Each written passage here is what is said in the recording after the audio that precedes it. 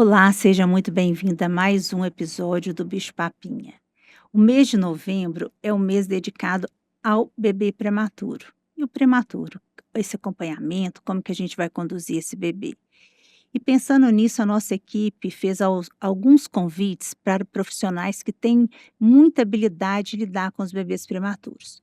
Hoje nós temos uma convidada muito especial, a Paula Starling, que é fonoaudióloga. Depois ela vai contar um pouquinho da vida profissional dela para vocês. E ela tem muita expertise em conduzir essas crianças, principalmente a alimentação e a linguagem dessas crianças. Eu sou Denise Brasileiro, sou pediatra, nutróloga e estou aqui como host do podcast Bicho Papinha. Vamos começar. Ei, Paula, tudo bem com Ei, você? Que tudo alegria você jóia. aqui no nosso, Ai, na que nossa bom que deu gravação. certo dessa vez. Estava É, doida para vir aqui conversar com vocês. todo mês a gente estava combinando e nunca Nossa, dava, pois né? é, mas esse assunto foi ótimo, É, né? combina comigo e combina com você, Combina, né? combina. Com a história profissional e pessoal, E né? pessoal Meu também, que você vai prematuro contar. já está fazendo 21 anos semana que vem, olha só. 21 já? 21. Passa rápido, né? Depois eu quero que você conta dele Ah, também, é bom pois a é. gente escutar aí para trazer mais alegria para os pais Não de é? prematuros, Dá né. certo, viu? Eu esqueci de contar, Paula, aqui na abertura, que eu trabalhei na terapia intensiva só com bebês prematuros, que eu fiz essa especialização dentro da pediatria, por mais de 20 anos. Então, meu consultório, os bebês iam muito para fazer o egresso, esse acompanhamento. Então, assim, o meu luxo mesmo é o prematuro, né. A Ah, gente pois é. tem um carinho muito especial, Nem né. fala, eu também fiz 10 anos, né, na UTIM do Mater Dei, logo que eu formei, eu fui para a equipe de intervenção precoce, e o João nasceu lá, né, Ah, ele ficou lá? ficou lá, ficou lá. Uma sexta-feira, Ah. eu saí dando tchau para todo mundo e a coordenadora brincou comigo, ela me chamava de Belezura, Hã. e ela falou: "Belezura, boa hora", e riu, assim, Hã. brincando. Toda vez que eu ia embora, ela falava: "Você vai ter uma boa hora, você vai ter uma boa hora". Estava com 33 semanas de gestação. Oh. Voltei, algumas horinhas depois, para ter o João lá no Mater Dei. Ele ficou 21 dias lá internado. Teve tudo que um filho de uma fonoaudióloga pode ter, né, refluxo grave, né, aquela história toda, mas deu certo. E hoje está aí um moço lindo, Tá, maravilhoso, tá, trabalhando e grande, tá ótimo. que Mas gracinha, é bom, né. eu acho que quando a gente mistura, história pessoal com profissional, claro que eu acho que a gente tem um sofrimento maior, Maior, né, porque a gente entende de tudo, né, sabe sim. das intercorrências mais prováveis, das mais perigosas, mas eu saí de lá uma profissional melhor, assim. É, Eu a acho que gente não vê. tem jeito, a Não gente tem, né. muda, né, e a gente começa a ver o que é ideal sob a ótica do que é possível. Né, e eu acho que essa mistura dá uma humanidade para a gente. E quem trabalha com follow-up de recém-nascido prematuro, precisa ter isso na Sim, cabeça, né, é. assim, e entender que, o sofrimento daquela mãe, ele não é só ali, né, ele vai se estender com aquele medo, com as incertezas, né, porque na hora que a gente vai escutar ou ler sobre a prematuridade, a gente vê que são inúmeras as, Os riscos, os né. riscos aumentados, né, para o desenvolvimento. É. E então eu acho que E foi bom você falar assim, risco aumentado para alterações, principalmente relacionadas a neurodesenvolvimento, que é até o motivo mesmo da nossa conversa. Você como fono, né, e eu como dentro da nutrologia também, pediátrica, eu percebo como que as intervenções elas têm que ser naquela hora certa e feitas de um jeito certo. E você sabe que eu tenho falado muito nas oportunidades que eu tenho o seguinte: o pediatra, quando ele recebe um bebê prematuro no consultório dele, ele não pode conduzir como se fosse um bebê a termo, porque tem muitas características que são diferentes, desde amamentação, qual se for para mamadeira, introdução alimentar, os estímulos, você vai precisar encaminhar para uma equipe multiprofissional e quem da equipe multi que a gente vai pedir, se precisa de uma reposição de vitamina diferente, porque assim, a gente tem que correr atrás do que não aconteceu, né. é, eu acho que hoje a gente não pode esquecer que o recém-nascido prematuro, né, ele tem uma imaturidade ali na coordenação, né, da respiração com a sucção e a deglutição, eh, típica da idade gestacional, né. Então esse bebê, ele vai precisar da fono ali, da fisioterapia respiratória, motora, enquanto ele estiver no CTI, mas não significa que ele teve alta e que está tudo bem para sempre, né. Assim, eu acho que uma coisa importante que a gente não falava há um tempo atrás, né, Denise, assim, é sobre o ganho de peso, né. Teve um tempo que os recém-nascidos prematuros tinham que ganhar peso Muito iguais os rápido. recém-nascidos a termo. E aí deixava as mães enlouquecidas, mesmo as mães que saíam amamentando, né. E aí aquela história: "Não, não tá ganhando o tanto que tem que ganhar, complementa", né. E a mãe que já estava toda mexida fala: "Ai meu Deus, será que eu não vou conseguir?", É, né. A gente tem que observar isso, sim. né, assim. E essa questão do peso ela é tão importante, o seguinte, que a gente sabe por conta das questões epigenéticas, né, que são muito mais importantes do que as questões genéticas, né, o ambiente vai determinar muitas doenças crônicas ou não. E no bebê prematuro, o ganhar peso muito rápido, Olha só. ele vai potencializar o aparecimento das doenças crônicas ainda na infância, como puberdade precoce, diabetes, hipertensão, então muitas doenças cardiovasculares. Então, a gente tem que cuidar muito bem desse ganho de peso de uma forma individualizada Isso. e não seguindo gráficos, não seguindo assim, tem que ser tantos gramas por dia, não. A gente tem que olhar o integral daquele bebê Isso é e muito entender. importante. Outra coisa que eu tenho visto, assim, é o uso da sondinha para estimular a amamentação.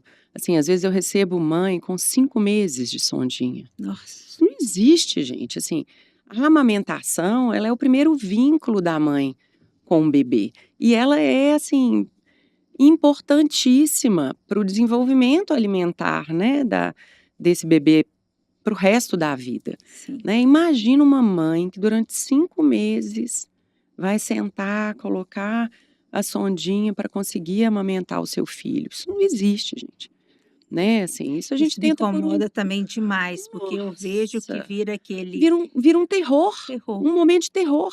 Imagina, o primeiro vínculo com a alimentação daquele neném é um sofrimento, porque não tem mãe que goste, que tolere ficar 5 meses com aquela sondinha, né. Uma outra coisa, que eu também observo muito, é a introdução alimentar.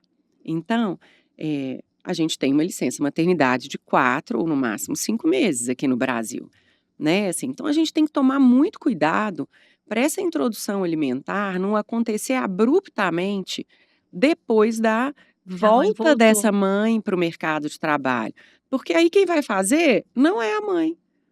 Né, assim, Sim, e isso muda todo esse curso, é. né. Então eu acho que a gente tem que tomar cuidado, assim, né, para essa introdução alimentar, é claro, existem sinais de prontidão que a gente precisa observar, mas existe também outras coisas, né, a vida dessa mãe, a volta dela ao trabalho, se ela consegue ir ou não em casa para amamentar ou para fazer essa introdução Introdução. alimentar. Eu acho que o pediatra tem que cuidar disso tudo, É.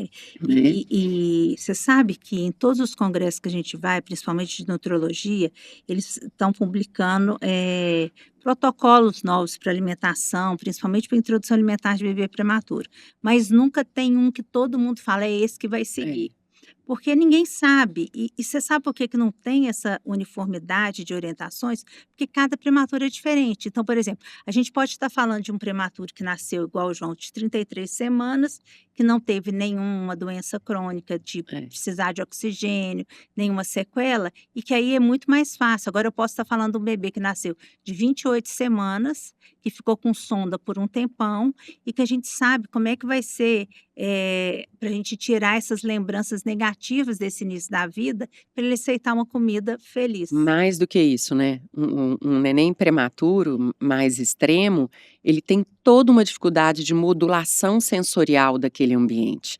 E por mais que o CTI seja um ambiente humanizado, porque a gente sabe que hoje a gente Melhorou caminha muito. para isso, né, e melhorou demais, assim, É luz, é barulho, é gente mexendo o tempo todo, é dificuldade de diferenciar dia e noite, né. E os bebês prematuros, eles são mais sensíveis e eles têm mais dificuldade, né, para receber e modular esse estímulo. Eu lembro que o João, ele ficava muito irritado, assim, com luz. Então a gente Oh. colocou tipo um guarda-chuvinha, né, na incubadorazinha de na incubadora era Que uma gracinha, uma fralda, mas quando ele fraldinha. foi para o bercinho, para diminuir um pouco aquela luz direta, né, porque ele gastava ali muita energia, tentando se modular mesmo, né, e essa é uma outra coisa que a gente tem que observar, e que contribui negativamente para o processo de alimentação. Né, Sim. assim, as crianças que têm ali uma hipossensibilidade ou uma hipersensibilidade a estímulos táteis, por exemplo, né, elas podem ter uma dificuldade maior nessa introdução alimentar. Então eu falo que o recém-nascido prematuro, ele já tem que vir, né, assim, o pediatra já tem que ir sinalizando que faz parte dessa puericultura uma avaliação de fono nessa introdução alimentar, né, Justamente. caminhando tudo bem nessa amamentação, com ganho de peso, né, sem refluxo importante, vale uma consulta para Sim. orientação nessa introdução alimentar, porque a gente sabe, É. que são inúmeros os casos em que a gente acaba, tendo problemas ali, E eu né. recebo, na consulta de nutrologia pediátrica, muitos bebês prematuros, às vezes fazendo 1 ano de idade corrigida, que ainda Sim. está só no líquido. E aí quando você vai conversar, essa introdução ela foi feita muito tardia. Isso é uma coisa também que tem me preocupado, que a gente não pode, ficar também prolongando muito esses estímulos para fazer a introdução alimentar não, porque você perde também o momento ideal, né. É isso, assim, eu acho que mais uma vez vale ali o bom senso, né, eu acho que hoje a gente não tem tantas crianças com paralisias cerebrais graves igual a gente tinha antigamente, né. A gente vê mais bebês mais hipotônicos, que atrasam ali o desenvolvimento motor, mas que não têm sinais claros, assim, num primeiro momento, Sim. né.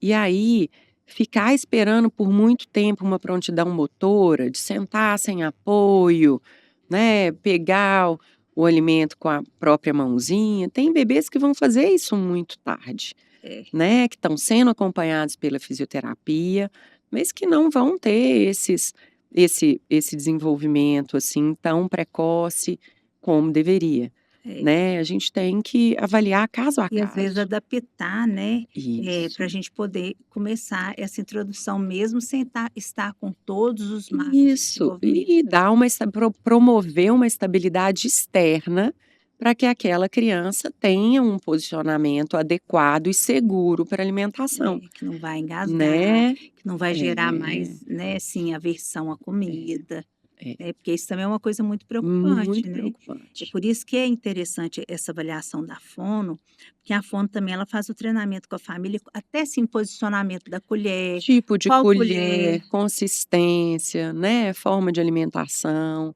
Eu acho que tudo isso tem que ser individualizado e a gente não pode esquecer que a introdução alimentar não serve, num primeiro momento, para substituir o leite, né. É uma Isso acontece complementação. gradativamente, é para aquela criança ter a vivência, experimentar a textura, cheiros, sabores, né, É, assim, porque quando a mãe fica ali com a faca no pescoço de que ela tem que voltar para trabalhar e que as coisas têm que acontecer como mágica, não vai é, funcionar, é. né. Isso e outra coisa, um ponto aqui muito sensível também que eu tenho trazido muito, assim, às vezes as mães entram nos grupos de mães. É, E isso é bom e é ruim ao mesmo tempo, porque é bom para algumas coisas que vão sinalizando, mas é ruim para entender se às vezes o método que funcionou para o seu prematuro não isso, funciona para o outro. E isso. que a evolução e a resposta dele, às vezes o meu vai ser muito lenta, do seu vai ser muito rápida. É,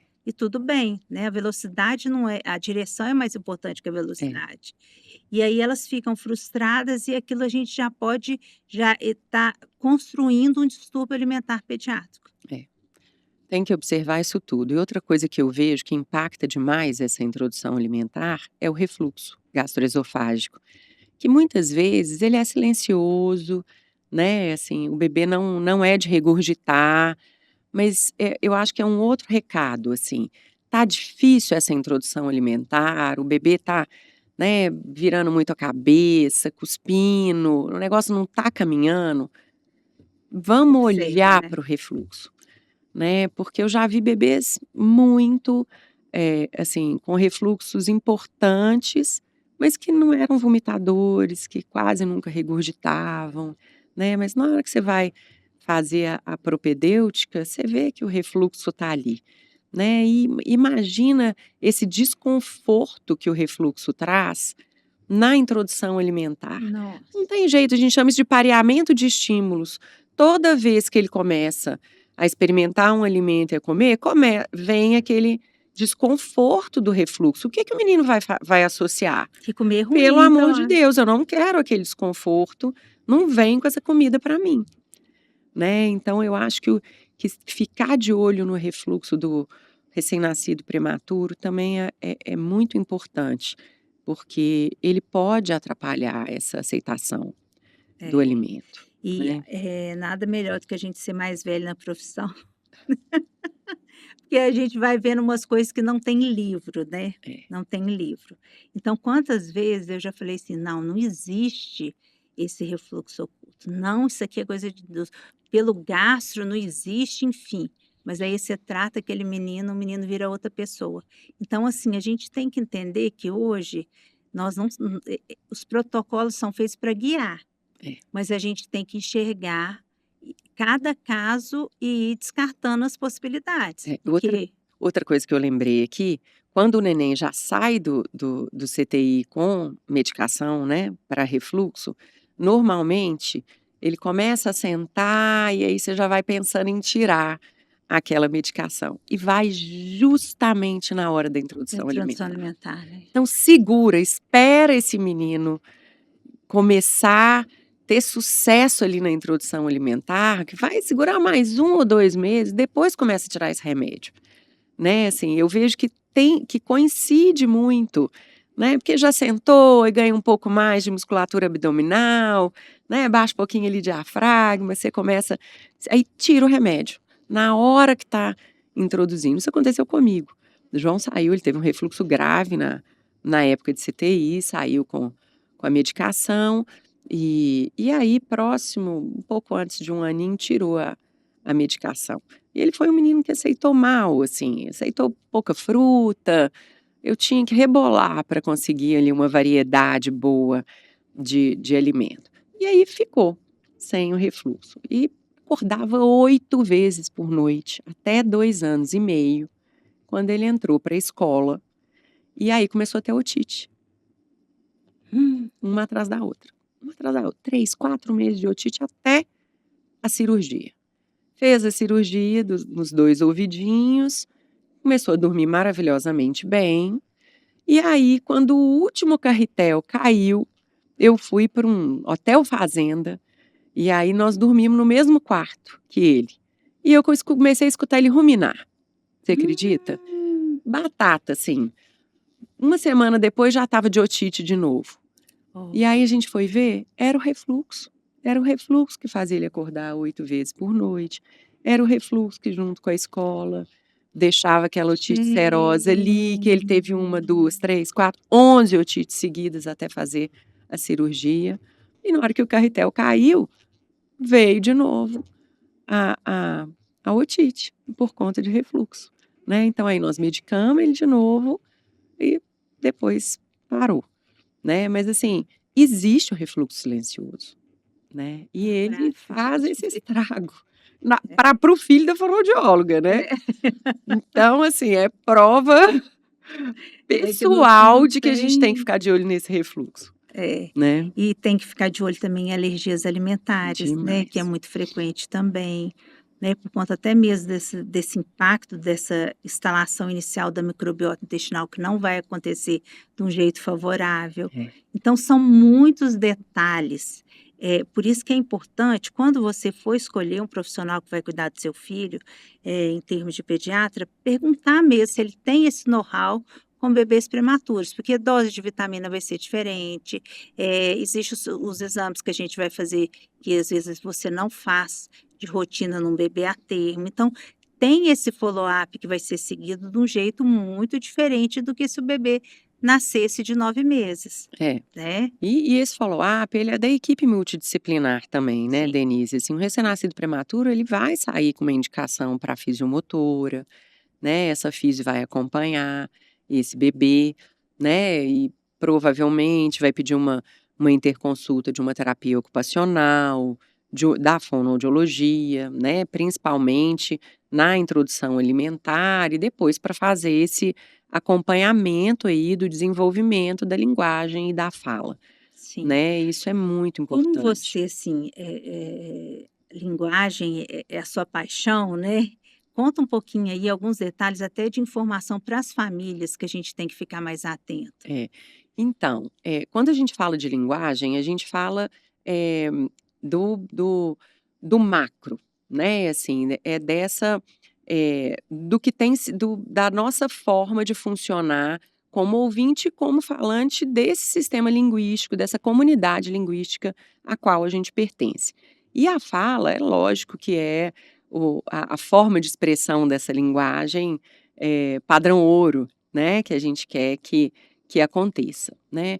Os recém-nascidos prematuros, da mesma forma que eles podem atrasar no desenvolvimento motor, eles também vão atrasar nessas primeiras palavras, né, porque a fala é a possibilidade de planejar e executar esses movimentos sequenciados, motores para a fala, né.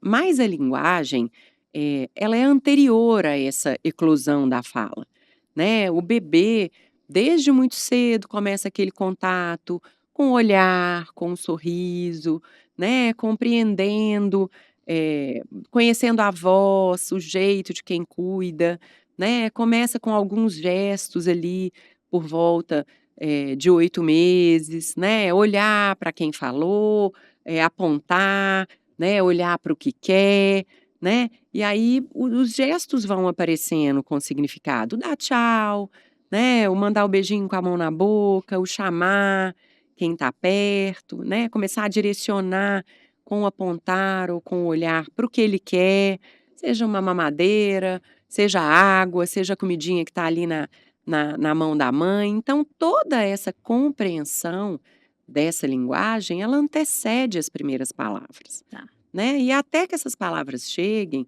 a criança começa a balbuciar, né, primeiro ela fala vogais, depois ela junta aí algumas consoantes, mamá, ba, teteté, né, e essas consoantes aparecem em 2 sílabas iguais, Uhum. mamã, "ah, ele falou mamã, dadá", né, depois começam a misturar sílabas diferentes. Então, existe todo essa preparação aí antes das primeiras palavras, que claramente que vão vir próximas às palavras do adulto, com uma sílaba só, né, e que a gente vai dar significado para elas dependendo daquele contexto de interação, né. Por isso que é tão importante esse vínculo, né, dos pais, dos cuidadores com a criança, porque é nesse meio que a linguagem vai Acontece, né. acontecer naturalmente. E a fala, ela é a ponta do iceberg ali de um bom desenvolvimento de linguagem. Então, a gente não precisa, num prematuro, esperar essa fala estar atrasada, não. A gente vai cuidar desse desenvolvimento de linguagem, que acompanha muito o desenvolvimento motor e o desenvolvimento da exploração da brincadeira pela criança, né. Isso tudo a gente tem um olhar muito relacionado, né. Então primeiro a criança vai brincar com características físicas, né, bate a mão, escuta um barulhinho, chacoalha, joga, tira, coloca, joga no chão para ouvir o barulho, e depois ela vai começar a brincar de uma forma mais funcional, mais simbólica, pegando a comidi o a A as os colherzinha. utensílios e colocando na boca, fingindo que está escovando um dente, penteando o cabelo, né, nesse momento ela ajuda pôr o bracinho para vestir, né. Então isso tudo é terreno fértil para o desenvolvimento da linguagem e da fala, né. Então a gente gosta muito de trabalhar com um profissional de referência. É a fisiomotora ali primeiro, na hora que ela começa a perceber, ela e a pediatra, que está precisando ali de cuidar da forma de brincar, ou cuidar dessa linguagem, ou ajudar na introdução alimentar, ela vai direcionando para outros profissionais que nem sempre vão precisar atender aquela criança semanalmente, né.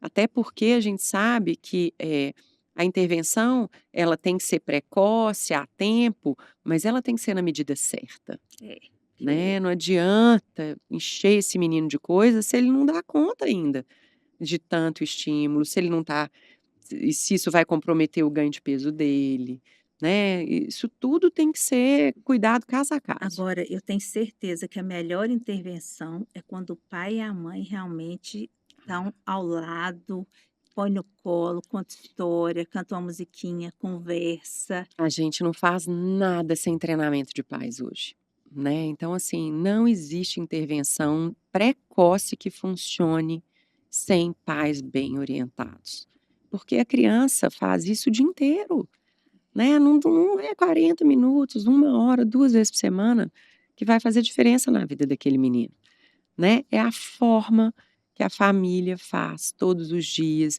o envolvimento, a tranquilidade daqueles pais, de que é aquilo que precisa ser feito, de mostrar para eles os sinais de que está funcionando, de que está caminhando, né. Os pais, eles são coadjuvantes ali daquele desenvolvimento, né, assim, eles precisam estar envolvidos e participarem, né, de dividir com eles esse Eu fico um conhecimento. pouco incomodada, às vezes eles querem que o bebê, tirando aquela fase que ele dorme muito, fique dormindo o dia inteiro, aí eles ficam tão preocupados com soneca, em pôr o menino para dormir, eu falo: "Gente, eu estou preocupada é com estimulação, não É. é só isso". Então, tinha um pai que estava muito triste, que ele queria levar o menininho para a pracinha, naquele sol entre o 9 e 9h30, mas a mãe não deixava, porque ela leu que pela questão do sono, nesse horário tinha que fazer uma soneca. Olha só, E o pai poderia levar só naquele horário. Aí eu falei assim: "Gente, vamos fazer uma coisa aqui, certa, né". pelo amor de Deus, né. É. Então esses extremos, né, tem que dormir tanto É. tempo, tem que fazer isso acaba Rigidez não atrapalhando. serve para nada. Não, rigidez não serve Não para serve nada, para não nada, serve para né, nada. não serve para nada, porque É. é isso, o menino que tem rotinas muito rígidas Nossa. e faz sempre do mesmo jeito, é difícil dele ter jogo de cintura, É. né, dele ter uma aprendizagem mais variada, né. Eu lembro disso, assim, a gente erra também, né. E Sim. demais, né, Não. e eu gostava de dar alimentação, né, eu achava que eu sabia mais do que meu marido, do que as avós, né, então aquele era um momento meu, eu falei: "Gente, o dia que eu não pude estar, né, 24 horas que eu tive que viajar para um curso, para um congresso, não sei, e que eu voltei, o menino estava ali feliz, de barriguinha cheia, né, e eu fui ver a satisfação de quem pôde fazer do jeito dele ali, É, né, e é isso, o menino precisa aprender que o jeito da mãe fazer é um, do é, pai é outro, da avó, é. da babá, E cada um vai né, estimulando e um cada jeito, um né. tem facilidade e É, gosta de um tipo de coisa, né. é, Então, a mãe gosta de cantar, o pai gosta de ir pra pracinha, é, jogar pra cima, é, não é, de é. brincar de cavalinho, Sim. e é isso que ele tem que fazer, né, E porque é e isso que ele tem e a prazer. gente sem perceber, a gente que eu falo, a gente mãe, porque pai não é assim. A gente às vezes, distancia o pai da criança com medo dele estar Nossa, fazendo errado. "Ah, ele não sabe trocar fralda. Ah, ele não vai dar conta de fazer isso", é, né. E isso é bom a gente trabalhar a nossa cabeça, porque aí você vai distanciando o vínculo do seu filho com é, com o pai, é.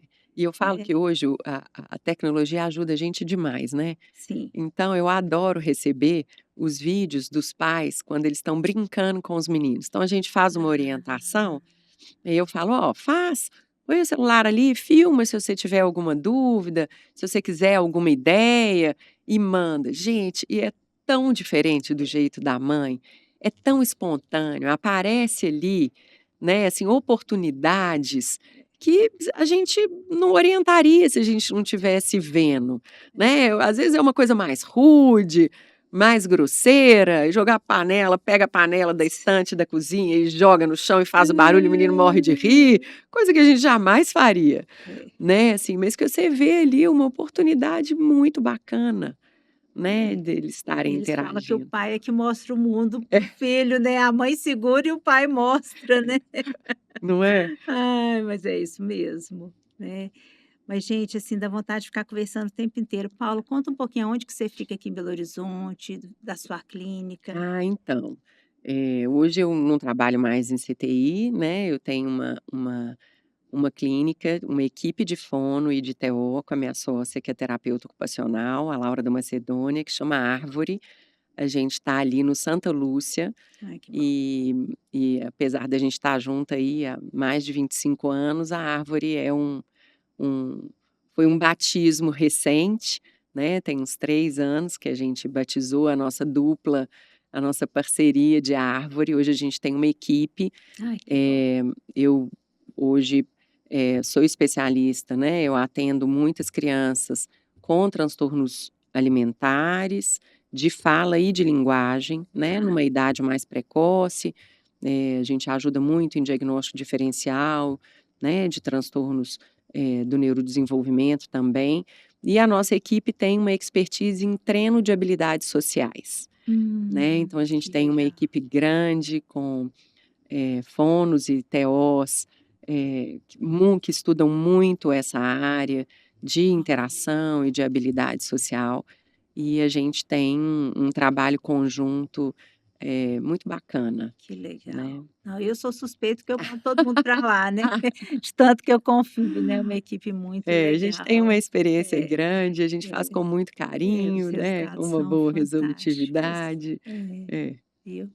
Ô Paula, nós chegamos ao fim, mas você quer deixar, assim, um ponto-chave para aquela mãe que está nos escutando, aquele pai que está nos escutando? Não hesite em procurar ajuda, né, assim, procurar ajuda não significa que seu filho vai precisar de uma intervenção prolongada, né, mas o fato de você ir, tirar a sua dúvida e receber orientações específicas, individualizadas para o seu filho, vai tirar um peso da sua cabeça e vai abrir, assim, uma luz naquele caminho que você estava, né, assim, receosa ou com medo, ou mãe tem sexto sentido, Tem, né, assim, tá difícil, tem mesmo. pergunta para pediatra, fala que me dá uma ajuda, né, assim, quem que eu posso ir para eu escutar que tá tudo bem?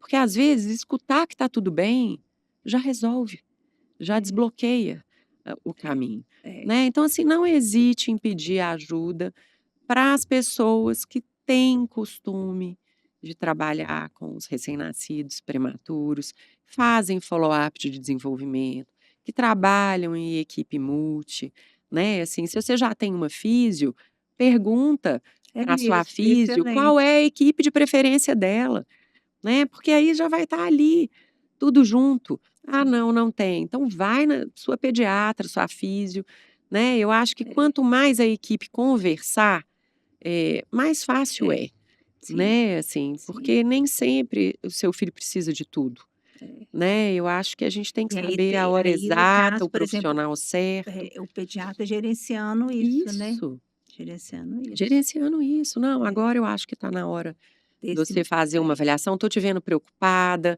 já tem um mês que a gente começou essa introdução alimentar, não está caminhando", ou "Ó, está próximo de 1 ano, não estou vendo muita interação desse bebê, não tô achando que tá saindo muito sonzinho ali, não tô vendo que tá demorando, né, brincar um pouquinho mais, vamos pedir uma ajuda ali da fono ou da TO, você, né, tem alguém ali na equipe da sua físio? Não tem? Vou te indicar".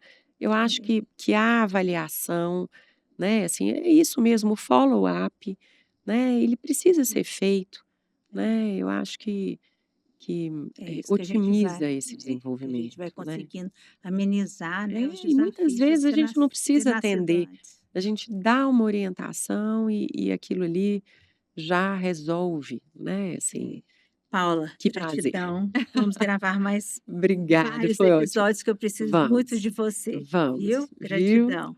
Se você gostou, tenho certeza que você gostou, né?